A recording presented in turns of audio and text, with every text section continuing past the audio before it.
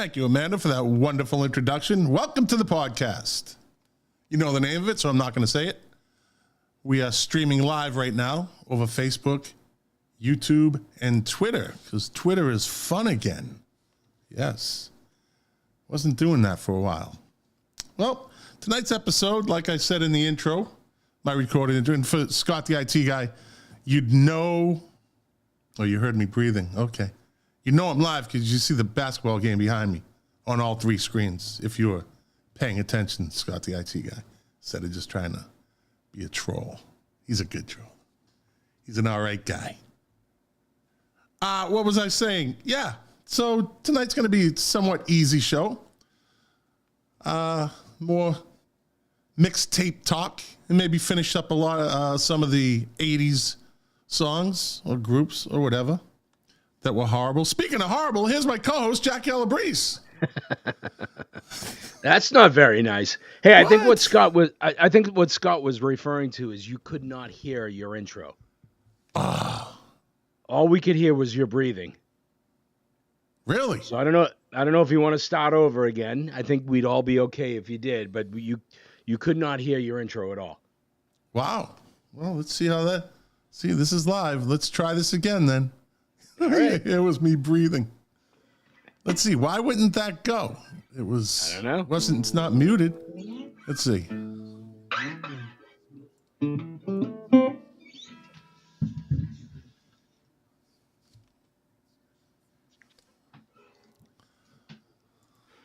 Still not playing. Huh?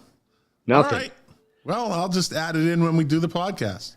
Yeah, that's fine. That's fine. Interesting. That's fine. So let me start that again. Speaking of horrible, here's my co-host, Jack Labrada. Hey, and speaking of horrible, one of the things that you guys may or may not notice as we progress through this show is I'm still coming off. I actually almost called you and said, hey, I can't do the show tonight. I was ready to go solo. I am still coming off of COVID. Initially it was like a bad springtime cold.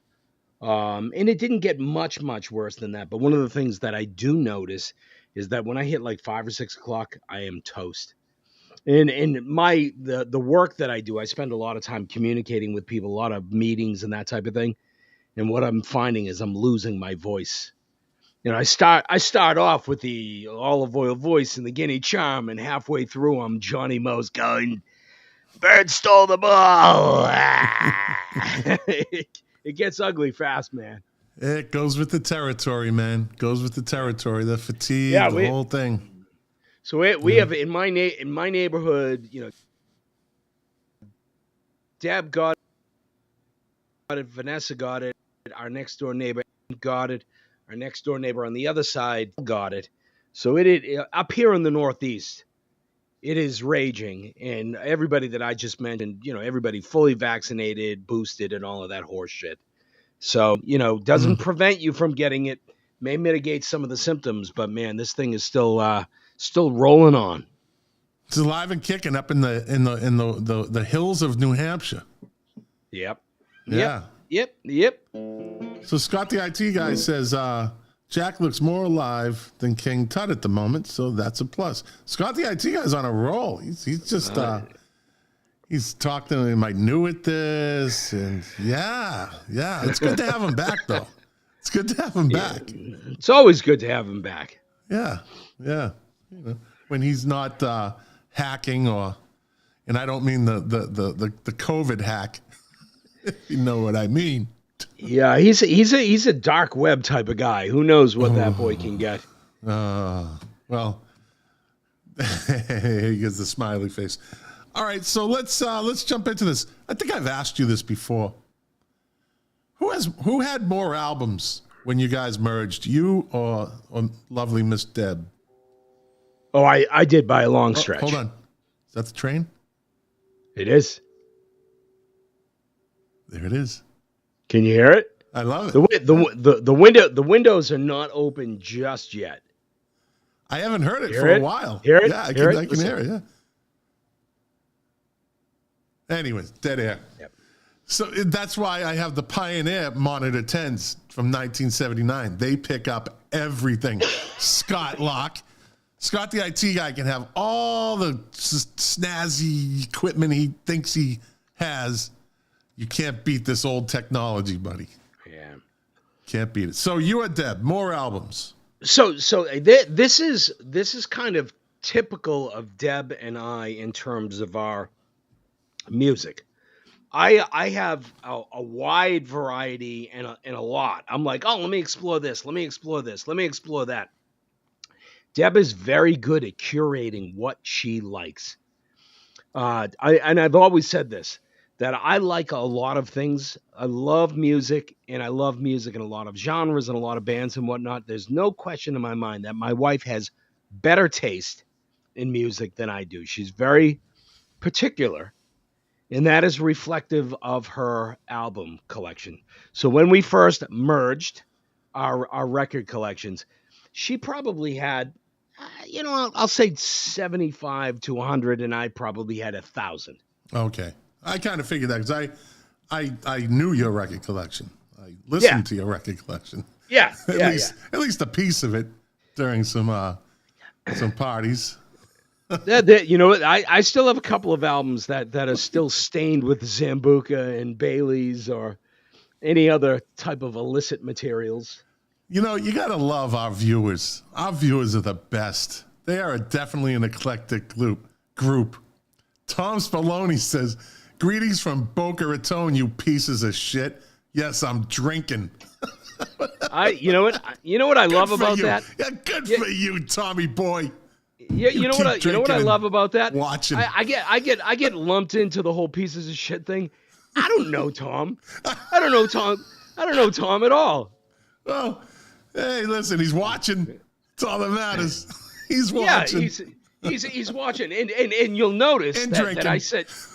You'll notice that I said I got lumped into that. I didn't say that I wasn't a piece of shit. Yeah. So a good friend of mine. Sorry. Thank you. Sorry. And COVID don't get you off of that, buddy. It's the COVID. I'm telling you. It's been a couple of weeks. I know you. I get COVID fog. So yeah, COVID fog. Yeah, I know that.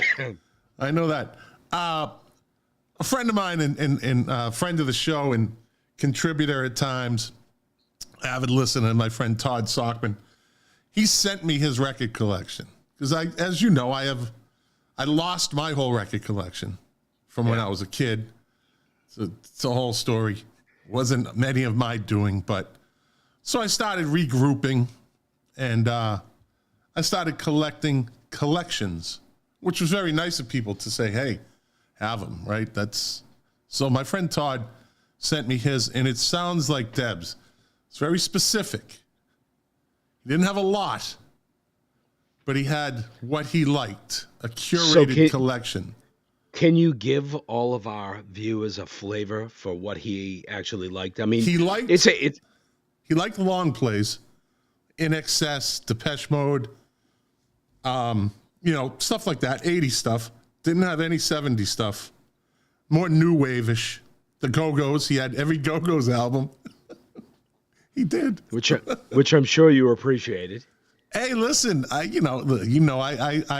dog on them. I jest, but listen, they did their thing, man. Hey, they're not an album I would get rid of because it's not horrible music. I don't think I'll ever play one like on my own.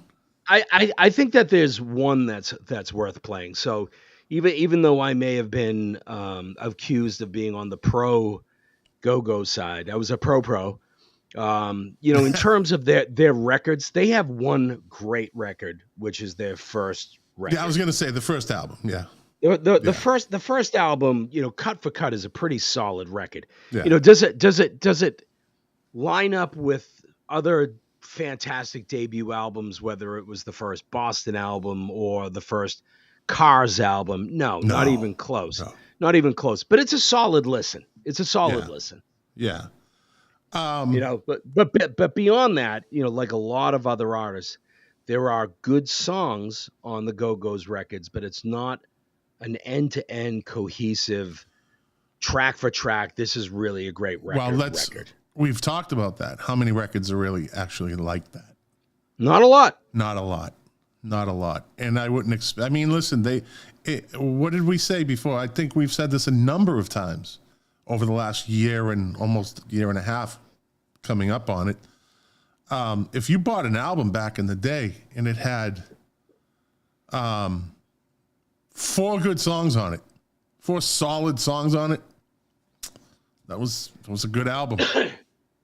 You know? Yeah, but But I will. there was some fillers that would be good, but I've had albums that one good song and you're like, fuck, that's the only hit. Yeah. Well, you know what? I'll still go back to say that there are some records out there where people are just not putting in the discipline to actually listen. There are some records, again, that I've said that I listened to the first couple of times and was like, okay, there's 1 or 2 good songs. I know the hits and the rest of it is filler, but as I played them over and over, I actually got to like the filler stuff or the deeper cuts, which is probably more appropriate than the hits. I still say this to this day. That train sounds weird, man. Is it broken? The Culture Club's first album was a unique album. I liked it. It was a different sound. It was well produced. It was a good album, but it was too good. They got MTV'd, which means now we need to rush you. We want to, monetize you as fast as we can. We're going to go for it. And they went in and did just bad productions, just video songs, and it kind of took away from the talent of the band. But credit to you, Scott, for actually taking the time to listen to something different. I think the majority of Americans actually got caught up in the look of Boy George, and all of the questioning that went on and whatnot, and actually looked kind of past the music, if you will. And the first Culture Club record, there's a lot of great stuff on there. There's a lot of great stuff on that record. Yeah, it's a different kind of album, man, and that's what I liked about it. It was just different. Had a different sound. But again, they got MTV'd, and that was the end of it. Everything got rushed, and everything was made for MTV. Even the music, the songwriting was done geared toward MTV. Yeah. So, what makes a song a favorite song? Did I word that right? Are you gonna come at me? No. I'm glad you're sick. No. Not at all. You know what I mean? Well, you know what I mean? Like, what makes a song a favorite song? Yeah, you know what? I can't pick apart the way that you asked that question because I'm too busy thinking about the answer to that, because I think it can be I think it can be a lot of different things. It can be the music, it can be the way that it was produced, it could be the hook, right? Or the hit aspect of it. It could be the environment or the time or the place. I'm more in that realm. Yeah. I mean, look, you and I, big music guys over years and years, there are certain songs that we have in our own kind of individual collections, things that we really love that may be more attributable to where we were at the time and what we were doing at the time and who we were with at the time. Example, one of my favorite songs of all time, and I think I've said this before, and I think it's relative to where we were, the summer, the year, that time in your life is Haircut 100, Love Plus One is the greatest fucking summer song ever. Love Plus One. It just evokes that whole summer of 83, 82 back. Yeah, I think you're in the right ballpark. You know what? You really should do our listeners a favor and either pull that song up so they can hear a clip of it so they know what you're talking about, or even better, maybe you should sing a couple of bars. Love Plus One. That's it. All right, that's ay. That's better. There you go. Yeah. Here we go. Rain, rain, rain, rain, rain, rain, rain, rain. It's called love plus one. Rain, let it rain, let it rain, let it rain. It's called love. Yeah,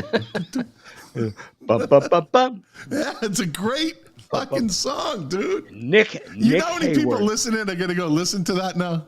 It's a great summer song, man. I would imagine the 3 people that are listening right now are going to go. At least one of them is going to go and explore that particular The song. stupidest video possibly ever for a video for a song, but it's a good video too. It's so stupid, it's good.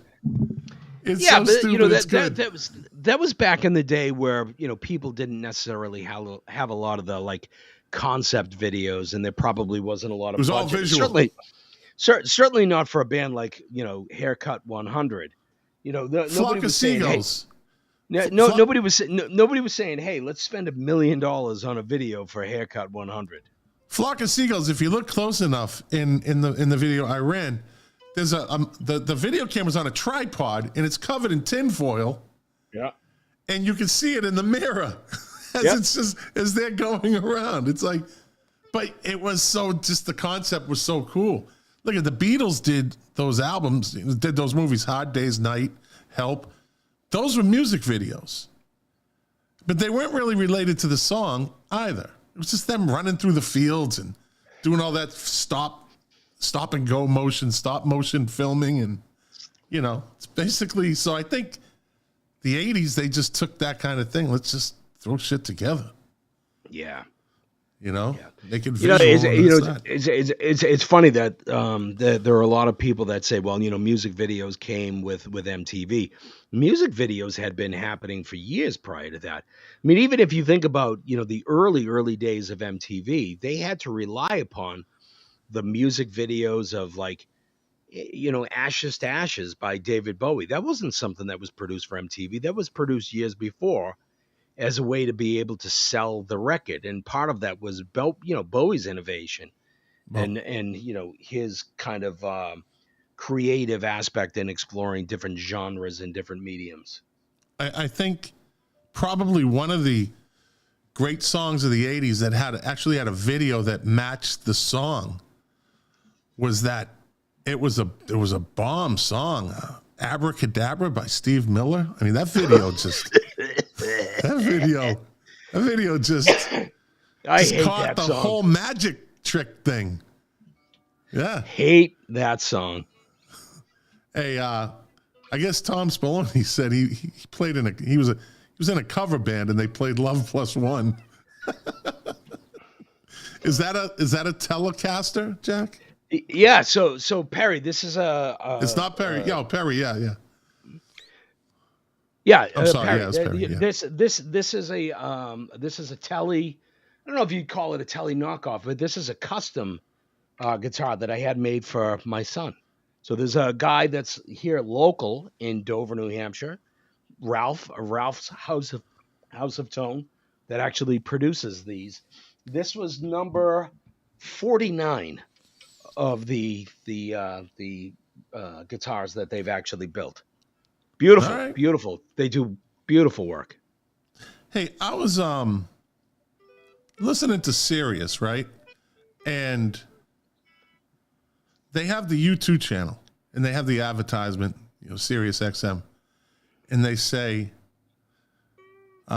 this is The Edge, and we'll tune into YouTube radio with me, Bono, and what's his name? See, stop. I can hear that. Adam Clayton. Yeah. No Larry Mullen. Larry Mullen doesn't want to be part of that shit. And he's like they get all the airtime they want. They get all this, then they get paid. And Larry Mullen's like, nah. Yeah, but Larry Mullen has done a fantastic job over their entire career of cultivating that kind of persona and that attitude of like, yeah, I don't do interviews. Yeah, I'm not going on MTV. Oh, you guys are going to go play in the Ukraine? Have a good time. I'll see you when I get back. I'm just going to be the best looking guy in the band. That's all I need to be. That's right. You got to admit, That dude never changed his look. Never. No. Adam Clayton did with the blonde and the shaved head. You know, Yep. the Edge with the beanie thing. Bono with the 27 different personas. Larry Mullen just had the nice buzz cut up the side, that 50s kind of rockabilly look. Yep. Never changed it. He is who he is. Steady beat. He's the 80s version of Charlie Watts. That's right. Just stayed consistent. Stayed consistent the whole time. There may have been even one time over the 40 or 50 years that they've been playing together that he actually smiled. Yeah. Yeah, right. He just comes out and he does what he does. You know what? Speaking of you two, and I know this is probably not where you wanted to take this conversation, but I'm very interested. Post-COVID, post shutdown, post, 2 albums that I don't Post think were Malone? necessarily. No. I like Post Malone. Two albums that weren't necessarily well received. I think they were okay, received. It'll be interesting. Like, where does you two go from here? That's a good question. And will they come out with some new masterpiece, or will they come out with something, or at some point, do you get to a point where, like, hey, we're either going to be a nostalgia band, and maybe they are considered that now, even though they feel like they're trying to put out new and relevant music, or do they hang it up? Like, I go back to the Beatles, and I wonder if they had the presence of mind, or if there had been a precedent that had been set where they were like, look, we're going to put the Beatles on the back burner for a little while, and then we're going to go and do our own thing. Would things have turned out a little bit differently? I would tell you, when I was a kid, I longed for the Beatles to get back together and didn't understand why they broke up. And the older that I got, I get it. And I think it's probably the best thing that they did in their career, was to kind of leave it where it was and to move on and do other things. They didn't have to prove themselves again. They wanted to explore their own musical journeys. And whether people subscribe to it or not, I don't think they really gave a shit. Well, where do you go when you're the biggest band in the world? There's nowhere else to go. That's right. There's nothing else to do. Look at Kiss tried it. Let's all just go do our own albums. It was a marketing thing. They were the most brilliant marketers in the history of rock and roll. I don't care what anybody says. Madonna was a great self-promoter. Bowie was a great self-promoter. But Kiss were the greatest marketers. They marketed themselves into the Rock and Roll Hall of Fame because their music is good. It's not great. Another band, a couple of really great songs, one or two solid albums. And I mean, they're really known for their live albums. But you're right. They were a brand. They were kind of shtick, and in some regards, it hurt them a little bit. But and I'm certainly not putting them up there with the Beatles. Fans. Nor am I putting you two on with the Beatles. But no. But the Beatles machine had to come to a screeching halt eventually. They couldn't keep that pace up. There was no way that it was going to be able to. They were going to be able to sustain it. A lot of bands learned from that too. Yeah. I would think.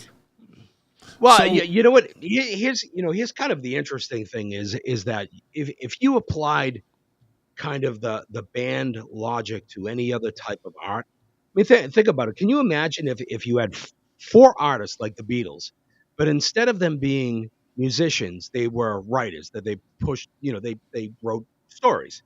Right. They wrote books, or they were painters, that they were sculptors, and they were like, no, you guys have to continue to put this stuff together as all 4 of you.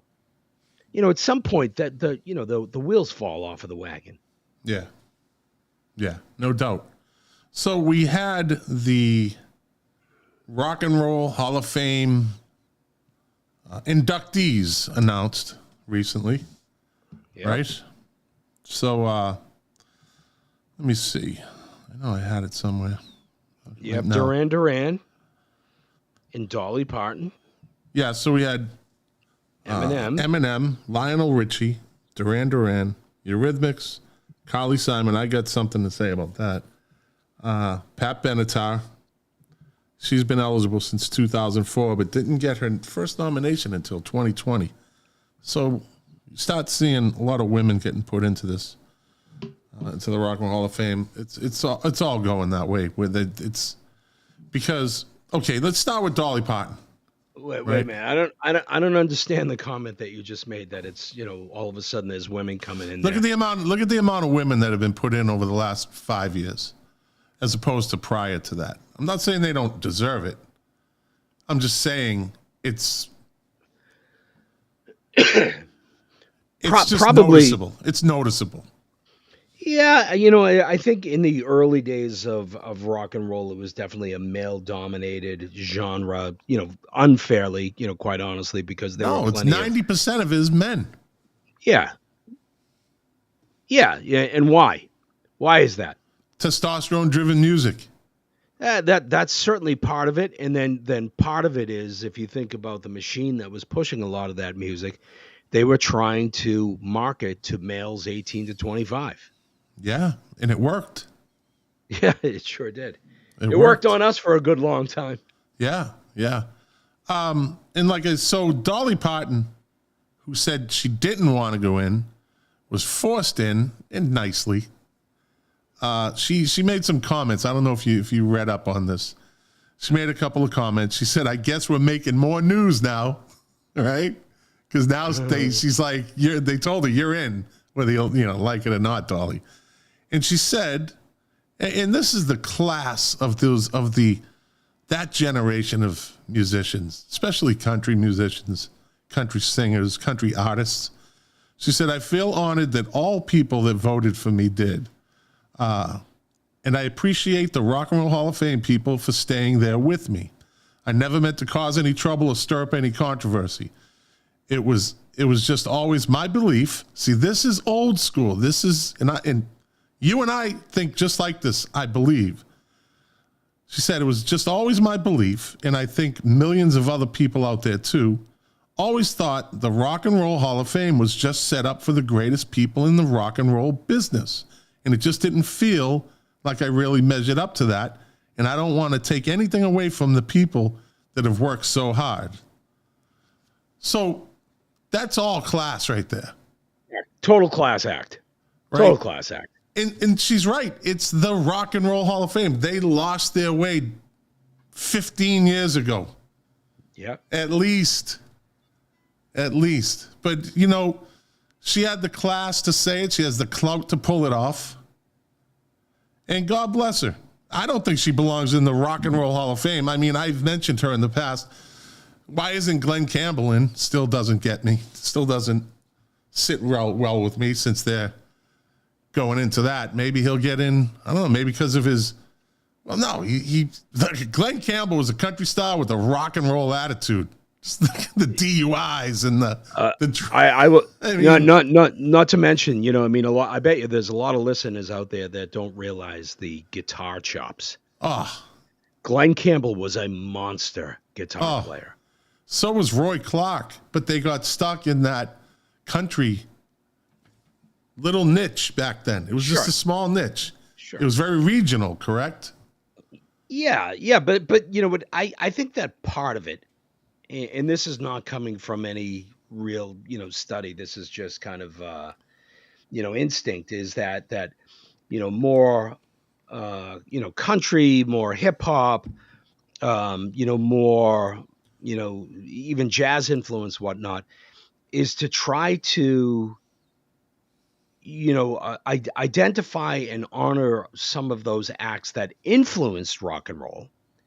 Right. And also that you have to remember that the Rock and Roll Hall of Fame, it's a business entity, man. That is a machine there to sell Rolling Stone magazine, to get people into the Rock and Roll Hall of Fame Museum in Cleveland, and to generate additional revenue for the people that are going out on tour as recent or newly inducted members into the Rock and Roll Hall of Fame.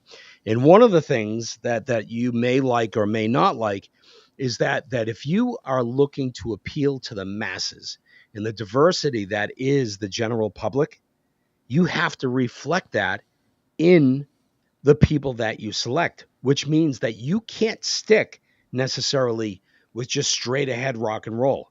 You're not going to have enough African American acts. You're not going to have enough women. You're not going to have enough, enough people that are going to be drawn to the things that they're looking to draw people to.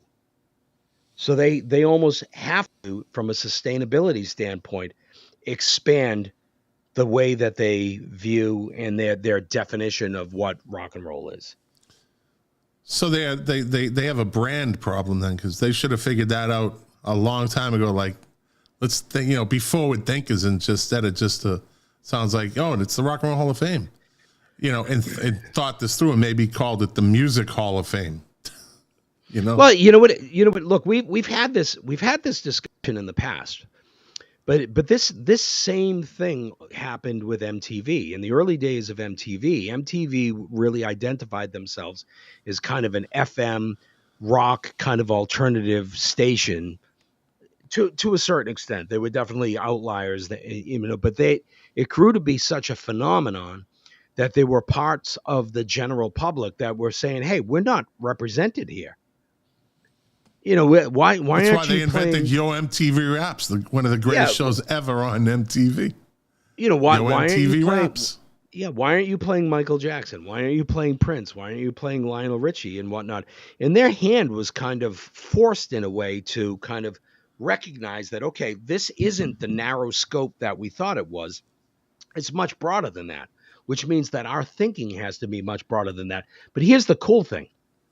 As listeners, whether really serious listeners or even casual listeners, it was a good thing because it really exposed us to a lot more music that we may not have otherwise been exposed to. Right. Including something like Yo MTV Raps. Oh, I mean, I was listening to that stuff before Yo MTV Raps came on, but it did expose it to the white suburbs that much more, That's an iconic show. That is an iconic show. Yeah, you're a music guy, and you were ahead of the game to a certain extent. But I would think that you would acknowledge or agree that there are a lot of people in the United States, particularly in the suburbs, that their first exposure to hip hop music, rap, or whatever you want to call it, was through MTV. It was actually through Sugar Hill Gang.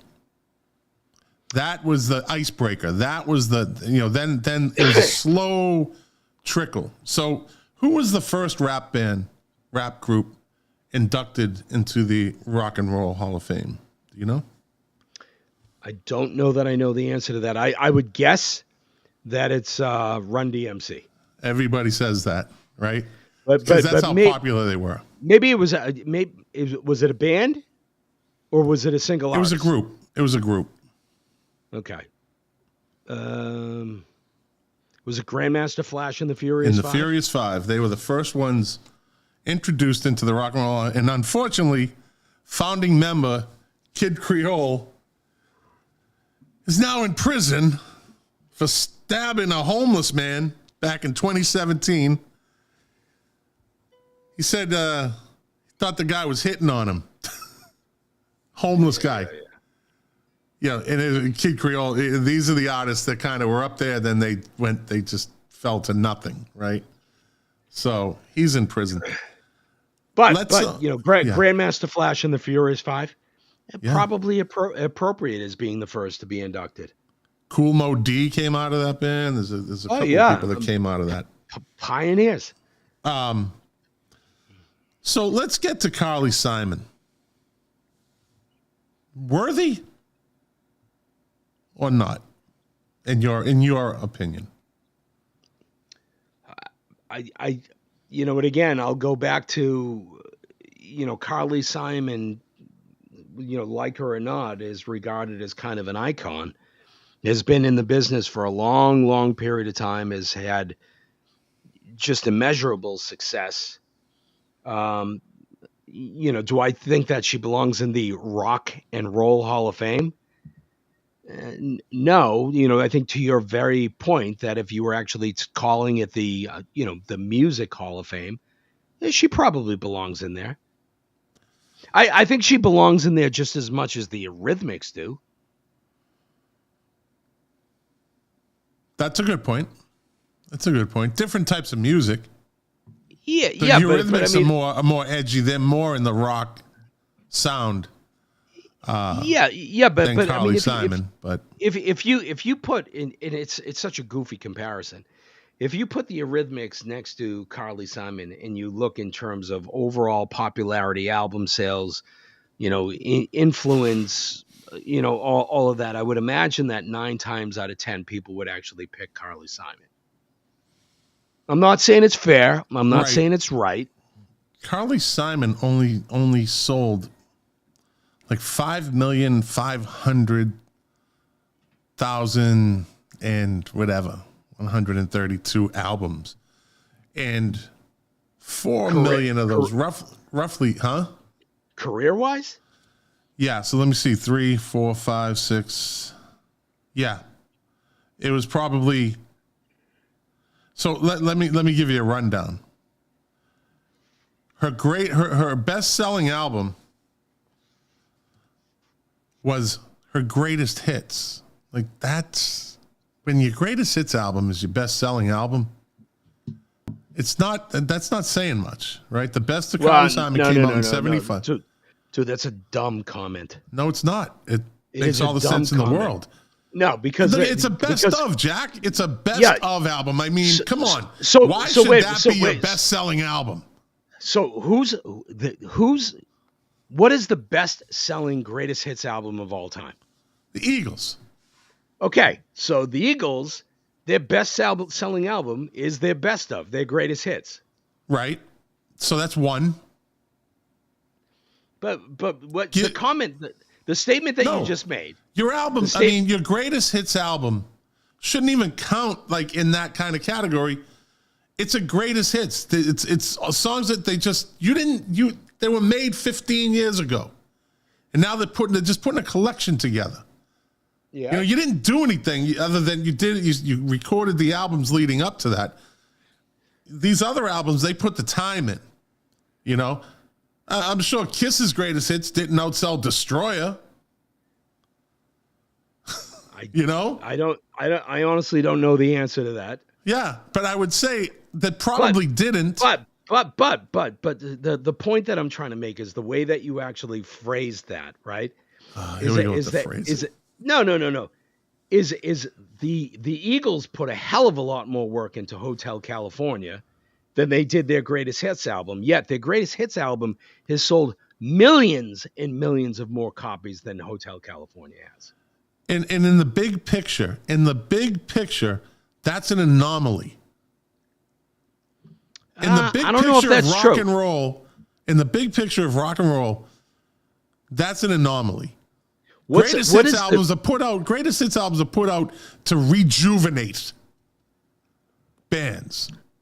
Get some money grab. Greatest hits were made for money grabs, right? So what's the greatest selling Steve Miller record? Could be Fly Like an Eagle. No, it's Steve Miller's greatest hits. Steve Miller, greatest hits albums.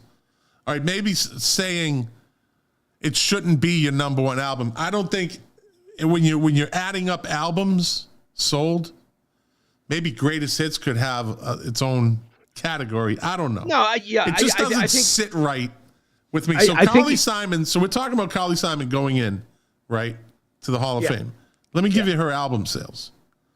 So her greatest hits album, Best of Carly Simon, in 1975, this fucking thing came out.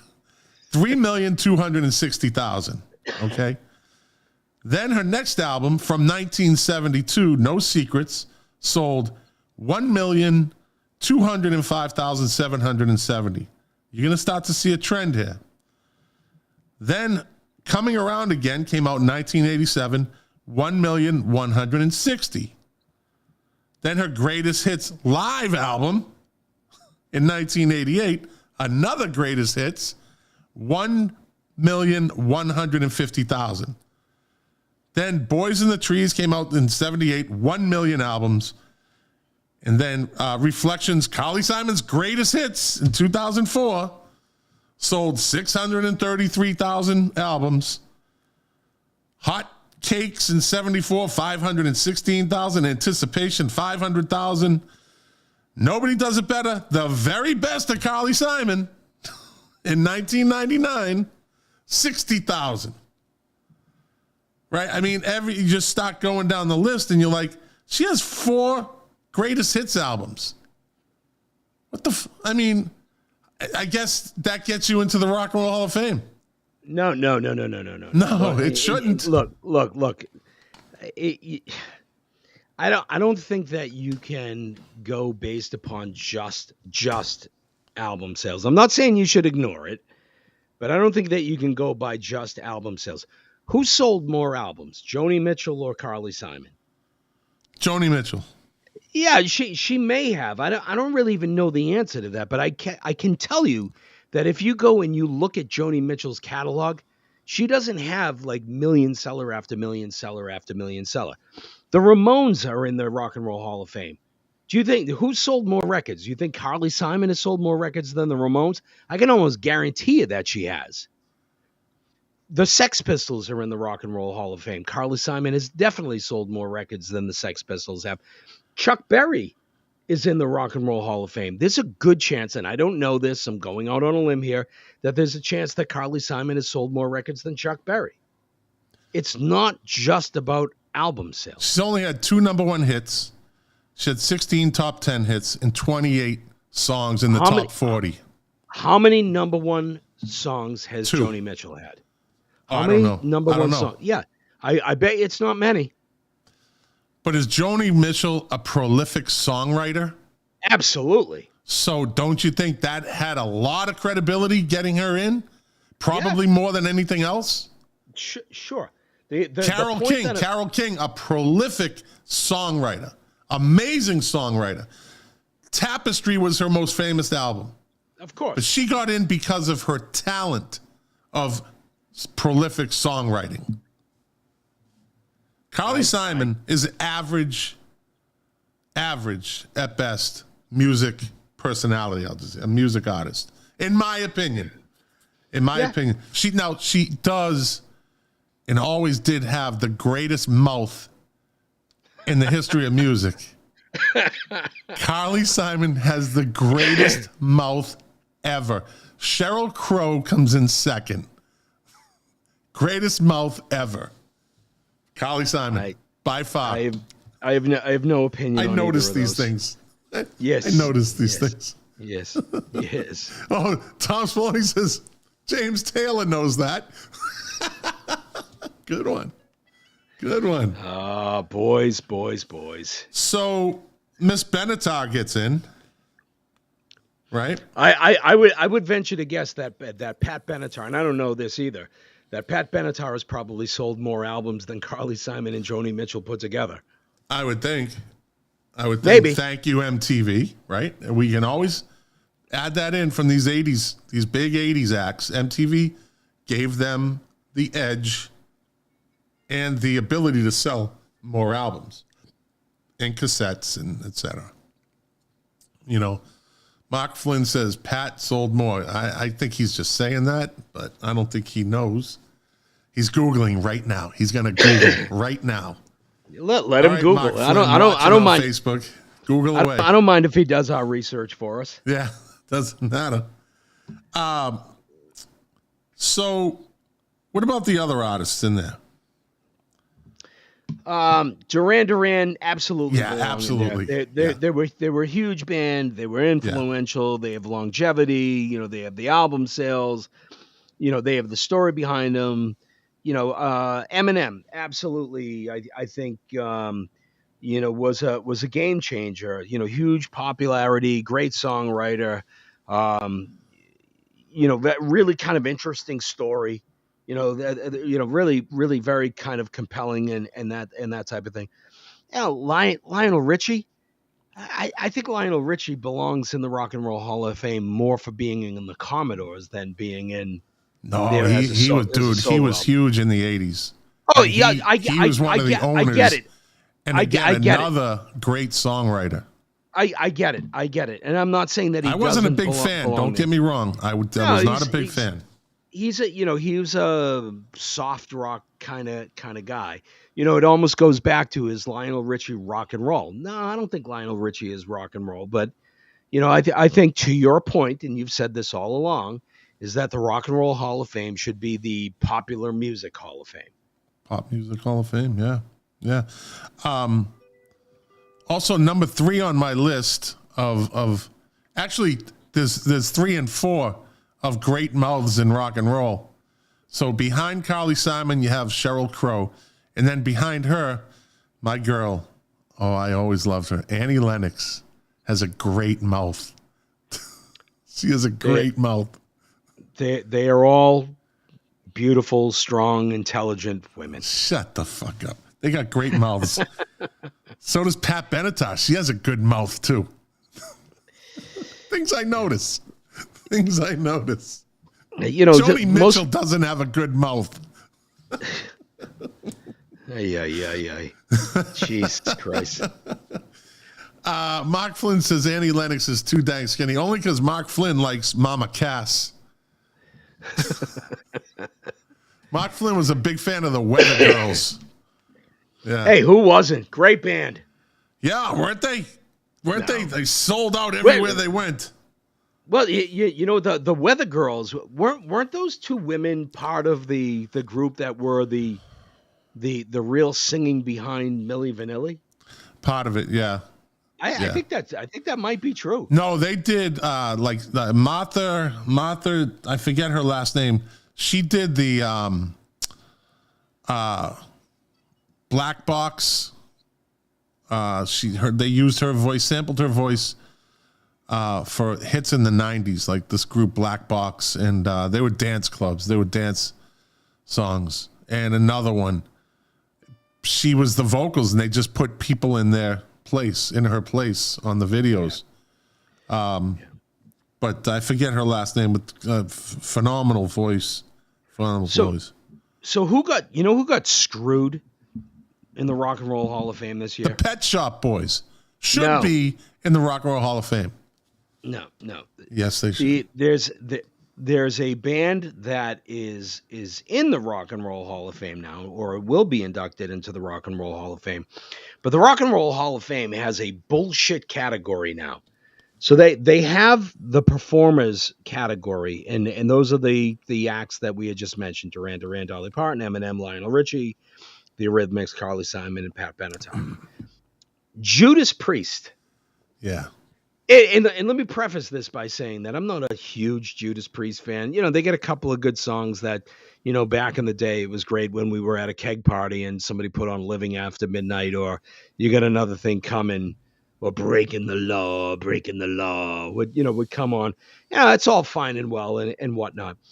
But the Judas Priest has been around for years, right? Since the early 70s, longevity, had hits, album sales, has toured the world over and over and over again, has influenced heavy metal, certainly in a number of different ways. They're gods. They're heavy metal gods. Yeah, and instead of them being inducted as performers, they were inducted under the category of Musical Excellence Award, which is really kind of a bullshit way. It's almost a backhanded compliment. So the Musical Excellence Award is not even determined by the same committee that votes on each year's nominees. It's a kind of totally different category. It's a way to give flexibility to dive into different areas and recognize some of the people that may not ordinarily get recognized. Are you breathing heavy because it's bullshit? Or are you breathing heavy because of the way that I'm actually conveying? No. I'm with you 100%. I mean, it's a bullshit category. It's total bullshit.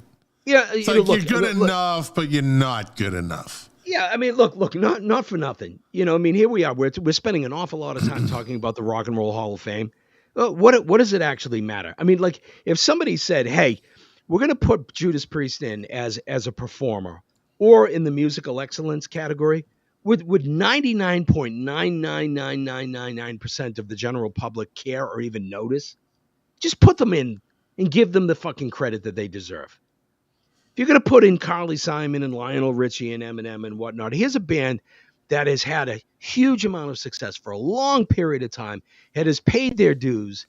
They may not be, the U2 or the Van Halen or the Rolling Stones or whatnot, but they are a solid band that deserves that type of recognition. And to categorize them in this bullshit musical excellence award category is an insult. So Mark Smith said this back around the 20-minute mark of the show. He said, we were talking about, he said, exactly, the Rock and Roll Hall of Fame is a business. I pay no mind to it. I understand why it was created, but it's not worth getting mad if your favorite artist gets in or doesn't get in, I guess. No. And again, I say this, there's certain bands that just, I don't know. The Pet Shop Boys, look at their numbers, look at their longevity, look at their album sales, look at how many albums they've put out, and they are consistent. But that genre of music just doesn't get recognized. It's Scott, I have to tell you, it's such a hard thing to have something like the Rock and Roll Hall of Fame, for art, which is really a subjective category. Because as many people that think that Pat Benatar should be in the Rock and Roll Hall of Fame, there are probably just as many that don't think that she should be in or could give a shit. As opposed to, the Baseball Hall of Fame or the Basketball Hall of Fame, where you're going by real metrics in terms of their own individual achievement, along with the achievement of the teams that they played upon, that you could make a pretty legitimate argument looking at the data. Yeah. And when it comes to music, it's such a subjective thing. You can't go by just album sales because you're going to ignore a lot of true artists that sacrificed for their art and maybe didn't have the mainstream popularity or success, but had a huge influence on the industry, as a whole. But you can't really rely upon the same level of metrics that you can in other Hall of Fames, which means that you're going to introduce a lot of speculation, controversy, and a lot of, debate. So you're right. It's always what people think, But yeah. Says, I just want to read this little thing about the Pet Shop Boys. People like them or not, you have to respect them. It says one of Britain's oldest bands, the Pet Shop Boys, are poised to have their first #1 album in almost 20 years. They'll find out Sunday, blah, blah, blah, blah, blah. This is kind of an older article. The success is extraordinary. They've had 70 million albums sold worldwide, 40 singles in the UK top 20, global tours every year. And that includes Russia, the Far East, South America. The Guinness Book of World Record notes that they are the 4th biggest dance act in the world, trailing only Madonna, Michael Jackson, and Donna Summer. And they're all in the Rock and Roll Hall of Fame, right? Let me see. Is the fact they've managed to stay... What's that? Have they ever been even nominated? No. Yeah. No. I mean, you can go down check all the boxes with them, and it's amazing that they're not even nominated. I don't think they've been nominated. But, it was forever that I pushed for Depeche Mode. They finally got in. Now I'm pushing for the Pet Shop Boys. They deserve to be in there. If they're the 4th band behind those 3, that's some heavy hitters. Yeah. I'd be interested in knowing whether they've ever been nominated. And if they haven't, I think that is a damn shame. Yeah. But Carly Simon gets in. Carly Simon gets in. Let's put her in. The girl with the great mouth. Let's get 3 women with good mouths in this year. Does Dolly Parton have a nice mouth? Does Dolly Parton have a nice mouth? I don't know. I think it's not a standout mouth. I'm sure she has a very pleasant mouth. But who looks at her mouth, right? Get it? Nah. That's a good one. But who looks at her mouth? You, my friend. Hey, which song do you like better? Steelers Wheel, Stuck in the Middle with You, or Jerry Rafferty, Baker Street? See how I worded that, Jack? Not which is a better song. Yeah. See, I have to be very Pacific with you. Pacific? Yeah. You have to be Pacific? I have to be very Pacific with you. Yeah. That's a good question. I think both of those songs, at least from me, are they're good songs. I probably like them equally. I think that Baker Street is probably a better song in terms of its songwriting, musicianship, and that type of thing. But the Steelers Wheel song is got a little bit more of a groove. It's got a little bit more of a swagger. It's certainly a lot more fun than Baker Street. But if I had to choose, I think that I would rather listen to Baker Street. So you like that song better? I think I do. I'm with you. I think I do too. But there is that one little thing about Stuck in the Middle with You. It's attached to Reservoir Dogs forever. Yeah, one of the most sure. epic scenes in a movie. An unforgettable scene with Michael Madsen. Just pure fucking unadulterated genius of Quentin Tarantino to put that song in there. And who was the DJ? Do you know who the DJ was? You know what? I have to admit something. You've never seen it. I've never seen Reservoir Dogs. Well, let me put it to you this way. I'm going to take it easy on you. Let me put it to you this way. I've never seen the whole thing from start to finish. Certainly flipping through screens. Flipping through channels and whatnot. I've certainly come across Reservoir Dogs. I have to go back and watch it from start to finish. I am a big Quentin Tarantino fan. I love his movies. Well, you're not that big if you haven't seen that one, buddy. But for whatever reason, that one has been elusive to me. Now, am I right? And I don't know if our listeners are hearing this or not, but there is a link between Steelers Wheel and Baker Street, isn't it?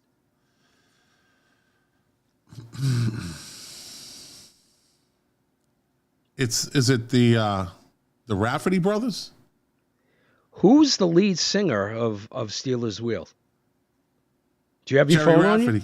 Huh? Jerry Rafferty. Yeah. That's right. So it's a little bit of a trick question that you throw out, whether you realized it or not. It's actually the same artist.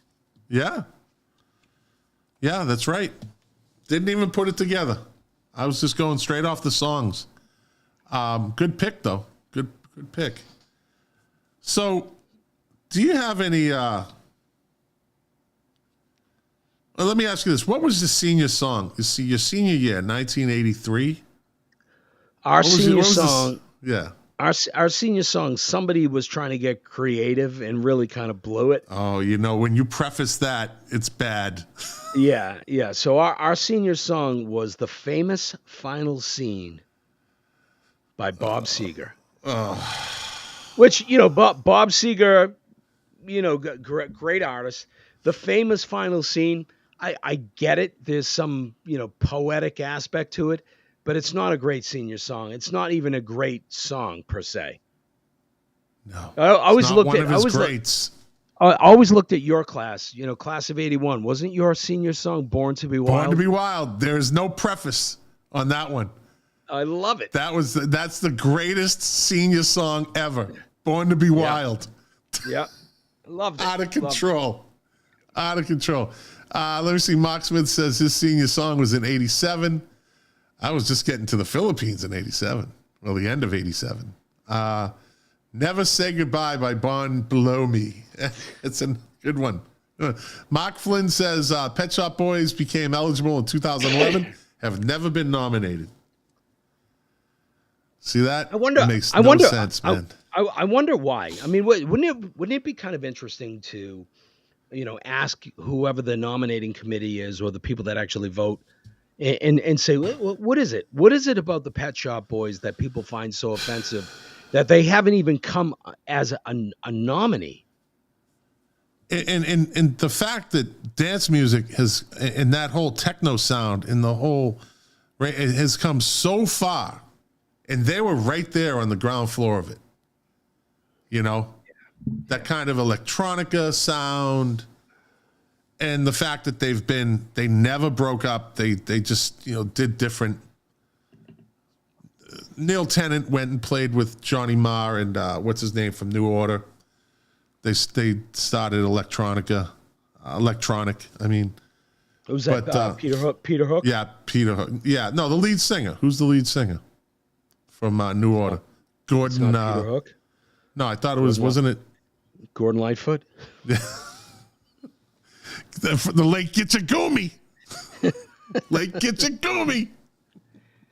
Look. Going back to why hasn't Pet Shop Boys been nominated? I just think that there are probably musicians that just dismiss them. I just don't think that they have the respect of their peers. And I'm not saying that's right or wrong or whatnot. No. But and obviously I'm speculating, but I think based upon some of the credentials that and some of the the facts that you had listed, that they should be at least considered. Yeah. Yeah, I mean, you can't say anything about, he doesn't play. Well, Madonna didn't play an instrument. Donna Summer didn't play an instrument. And Michael Jackson didn't play an instrument.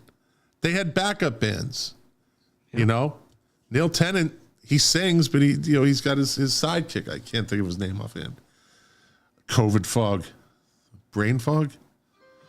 We were talking about sibling rivalries a little while back, right? And, an interesting one came up while I was listening to Sirius. Did you know that there is a big current sibling rivalry between Ann and Nancy Williams? Yeah. Ann and Nancy Williams. Yeah. I mean, is that her last name? From Hart? No, it's Wilson. Wilson. I don't know what the fuck. I was looking. I can't. So do you two do it. things You at do once. it. You do have COVID fog, don't you? Nah, I'm doing two things at once. I'm trying to figure something out here, and at the same time, Wilson. Yeah, there's a big sibling rivalry going on there. They're trying to be nice about it in the press, aren't they? Well, I guess.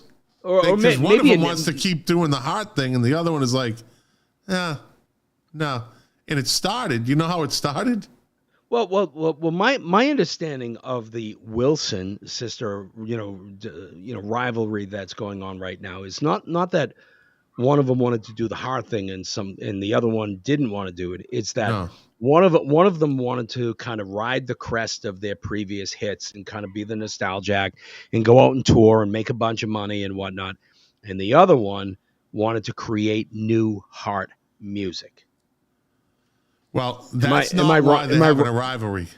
That's so the Williams sisters are not fighting about that. Williams, that's Serena and Venus, right? They're not fighting over that. Serena doesn't want to play Barracuda anymore. Yeah, exactly. On her Wilson tennis racket. See how I threw Wilson in there? See that? Woo, look at you. See that? See, I came back from that. That was a big comeback right there. You're sharp. Yeah. No, their rivalry is because Nancy's two sons had a fist fight with Ann's husband backstage at a show. They had a throwdown. And of course, each sister, Ann's going to defend her husband, and Nancy's going to protect her two sons. And it got really, really bad, evidently. And some fingers were pointed at Ann's husband for being overbearing and pushy. And the kids were like, fuck you, dude. Uncle. So do you know the story behind what prompted the altercation? Do you have the details? No, they just said there was a fight backstage, and it was those two against Nancy's two sons against Ann's husband. So I think it had to be building.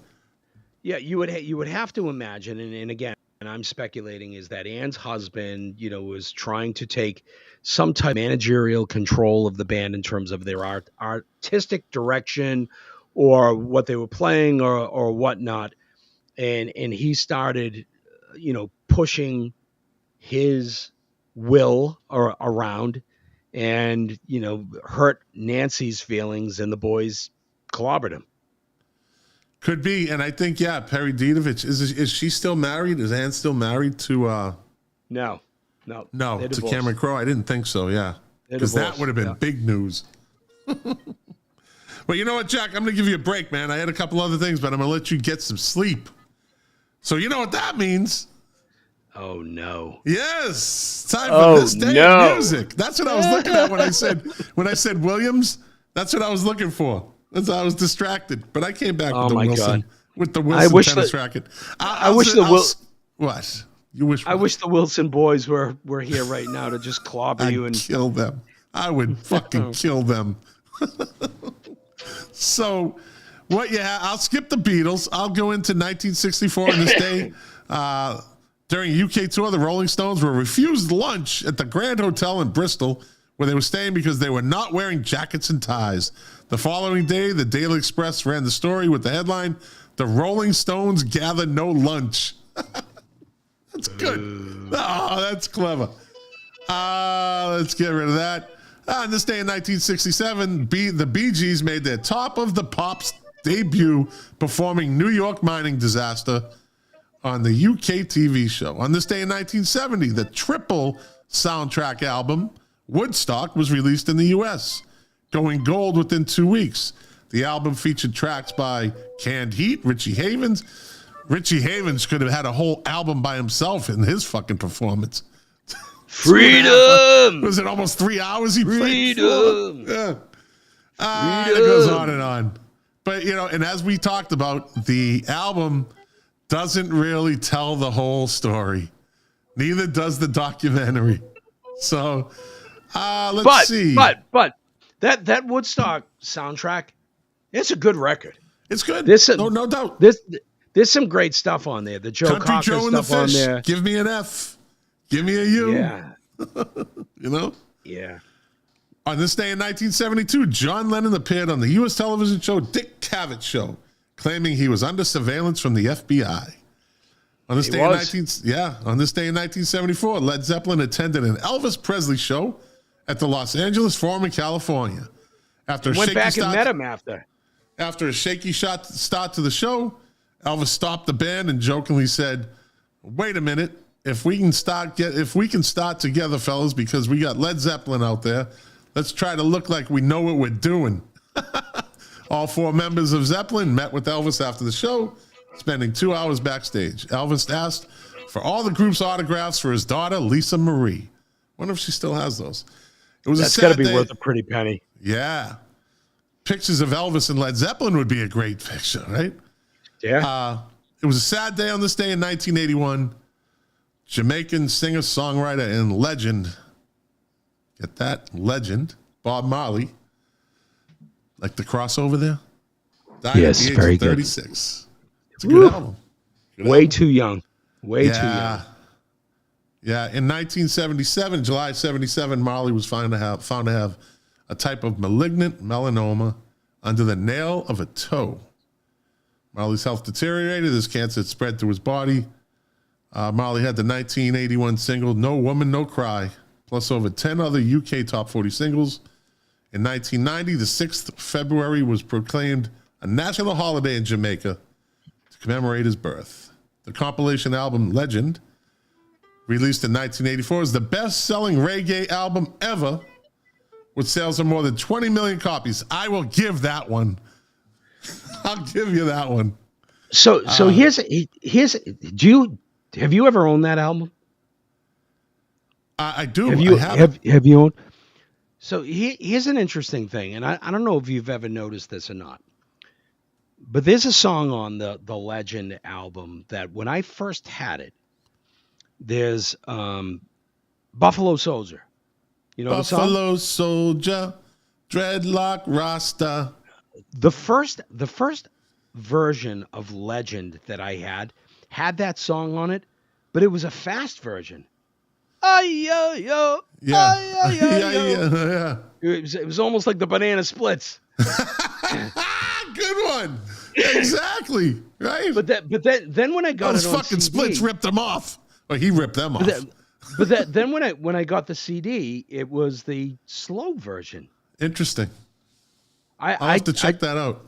Yeah. But I Yeah. love both versions, and it's such a great record. Yeah. I loved Bob Marley. I wish that we had been just a little bit older, or he had been around a little bit longer, that we would have had the opportunity to actually see him live. There was a good friend of mine in high school, girl, Sharon McGinnis, God rest her soul. She fucking loved Bob Marley and the Wailers. Fucking loved them. And what we were in, so we're going back to like 1977, 78, 79, 80, 81, from junior high all the way up. She graduated. She passed away as an older, later on. But I'll never forget, she fucking loved Bob Marley and the Wailers. Time magazine chose Bob Marley and the Wailers' Exodus, as the greatest album of the 20th century. Let me see. On this day in 1985, Bruce Springsteen and a small group of friends went out for a boys' night out in Lake Oswego, Oregon. 2 nights before his wedding with Julianne Phillips.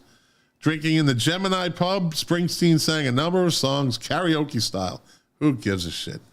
Paul Hardcastle, 19. Number 19. Remember that stupid song? The Vietnam War was 19. Shut up. In 1991, Roxette, who cares? 1996, Bill Graham of the Irish journalist credited with discovering U2 died of a heart attack at age 44. Members from... Wait a minute. What did you say? What was his name? Bill Graham, the Irish journalist credited with discovering U2. Okay. All right. Died of a heart attack at the age of 44 on this day in 1996. On this day in 2001, Oasis, the Black Crowes, and Space Hog. You know who used to date the lead singer or was married to the lead singer of Space Hog? Oh, wait a minute. I'm going to guess on this one. Liv Tyler. There you go. Good one, buddy. Good one. Kicked off the tour of Brotherly Love. I saw that tour. I saw that tour. Brotherly Love. There you go. That's a good one. Saw that tour. Actually, I went and saw the Black Crowes and Oasis play together, and actually went to that show alone because nobody would go with me. And it had nothing to do with me, of course. People just there's a lot of people that Oasis, they just rubbed a lot of people the wrong way. On this day in 2003, Jimi Hendrix Experience bassist Noel Redding died at his home in Ireland at age 57. Redding played on all the classic Hendrix albums: Are You Experienced, Access, Bold as Love, and Electric Ladyland, right up until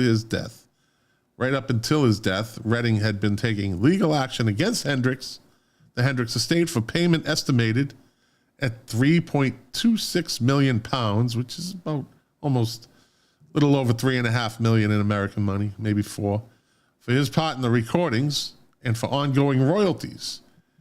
He also been a member of the Fat Mattress and formed the Noel Redding Band. George Michael, Mick Jagger, Jerry Hall. Who cares? Led Zeppelin. One of the rarest rock T-shirts. Do you keep all your concert T-shirts? Oh, don't even get me started. Sold one of the rarest rock T-shirts in the world, sold for $10,000, the largest sum ever paid for a vintage T-shirt. The record-setting sale of a 1979. Give me the band. I'm gonna say the Velvet Underground. No, 1979 Led Zeppelin T-shirt.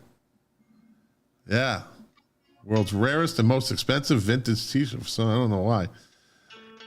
Born on this day, Irvin Berlin. So wait a minute. Before you go too far, yeah. Without going into a lot of the dirty details, this is a very sad story of the Calabrese household. But I actually had all of my concert T-shirts in a bag up in the attic, and there was some confusion in the household when the attic was being cleaned out, and my T-shirts were accidentally donated to Goodwill. And immediately recognizing the error, the T-shirts were tried to be retrieved. And, the people at Goodwill, they knew what they had, and they were like, no, it's already gone. But I will tell you that in that bag was my T-shirts from Van Halen 80, 81, 82, 83, 84, 85, 86, The Clash, The Police, from Outlandish D'Amour, from Regatta de Blanc, from, Zanyata Mondata, Stevie Ray Vaughan, Live Aid, the first Lollapalooza, old Pearl Jam shirts, Aerosmith shirts, Blue Oyster Cult shirts, Foghat shirts, The Grateful Dead, and the list just goes on and on. There had to have been 150 of them in there. Wow. Yeah. That sucks. That sucks. That's something you never really get over. Yep. So what about you? Did you keep yours? No. I stole a couple after the Van Halen show at the Boston Garden, but they never remember lasted that long. story. They weren't the greatest. They weren't the greatest made T-shirts. If you remember those T-shirts back in the day. Yeah, the bootleg T-shirts that were good for a wash or two. Yeah. But isn't that the classic look now? So, what did somebody just said? Tom Spallone says, just as well, nothing more sad than an old man in an AC/DC shirt. Hey, look, Bravo. you like my shirt? I got the Tom Beat Spallone. Nuts, Public Enemy, Ice-T, Dr. Dre, Nas, Wu-Tang Clan, Ice Cube. Yeah, this is my cassette T-shirt. Hip-hop cassette, though. Speaking of which, you ever see, here's one of the first paintings I did. These are the cassettes that Deb and I used to listen to when we were first dating. How much is it going for? Oh, this goes for big money. But The Clash, The Smithereens, In Excess, Jane's Addiction, The Pogues, The Stone Roses, Think Tree and the Zulus, all at the channel. U2, Under a Blood Red Sky, REM, and The Cars. What's big money? Now, for the people out there, Jack isn't just a guy Jack's been painting for a long time. Jack's a very good painter. He's an artist. You are. I mean, there's no doubt about it. Give me a rough ballpark of what that one would go for. You never know. Someone watching might think that's a cool painting. I'd probably let that go for, I don't know, $700-800. All right. See, there you go. Pretty cheap. Do you take installments? Does Mark Flynn want to buy it for 700 equal annual installments of $1? He is a cheap bastard. Mark Flynn said, what happened to Jack's ABBA T-shirts? They were evidently in the bag. I get news for you. I would have seen ABBA if I had the opportunity. Why not? I was just going to say that. You know how many people today would love to say, I saw ABBA. So what? Yeah. So what? I saw ABBA. They were good. The chicks are hot. They had nice mouths. Do you have any artists or groups that you saw that are kind of cringeworthy in terms of who you saw in concert? I can't. Nothing strikes out at me. I saw the Thompson Twins, but they were good. That was a good show at the Orpheum, and that album had their first album had a bunch of good songs on it. No. You're not even in the same ballpark. No, I know. I'm just trying to think off the top of my head. It's a good question. I don't think I've been to a cringeworthy show that I can think of. I like a guilty pleasure show, right? I don't think so. I don't know. What about you? Plenty. I've seen Jody Watley. I saw George Michael. I saw. Stop right there. You saw George Michael. I know, but for some people that okay. That would be. I saw. How's this? I saw a double bill of Kenny G and Michael Bolton. Well, there you go. That's the winner right there for me. You don't have to go any further than that. Yeah. And on that note, my friends, we're going to let Jack get some sleep. Jack, thanks for putting up for the last hour and 20 minutes. I appreciate your time.